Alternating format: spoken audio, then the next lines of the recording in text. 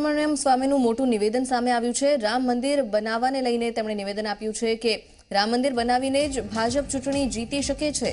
તો Surat global invest સમિટમાં તે આવ્યા હતા હાજરી આપવા માટે, ત્યારે સુબ્રમણ્યમ સ્વામીએ આ નિવેદન આપ્યું છે।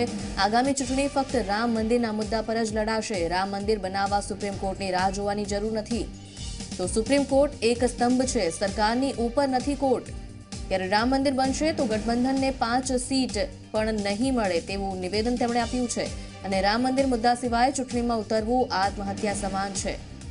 સીબીઆઈના ભૂતપૂર્વ વડા આલોક વર્મા પણ સ્વામીનું નિવેદન જે છે તે સામે આવ્યું છે। ત્યારે આલોક વર્મા પ્રામાણિક અધિકારી અને અસ્થાનાને બનવું હતું ડાયરેક્ટર, આ વાત પણ તેમણે કહી છે। સીબીઆઈના ડાયરેક્ટર બનવા અસ્થાનાએ સીવીસીને ફરિયાદ કરી અને સીવીસીના વડા પણ ભ્રષ્ટાચારી છે। તો પ્રધાનમંત્રીને તેમના કાયદાકીય સલાહકારોએ ગેરમાર્ગે દોર્યા હોવાની વાત તેમણે કરી અને મોદીએ કાયદાકીય સલાહકારોને હાંકી કાઢવા જોઈએ તેમ સલાહ પણ આપી।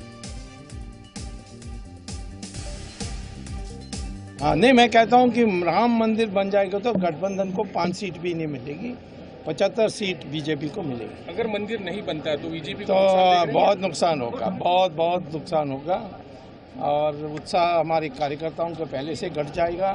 फिर लोग हमें गाली देंगे और मैं समझता हूँ कि चुनाव में जहाँ राम मंदिर बनाए बिना या काम शुरू करे बिना जाना आत्महत्या के बराबर है।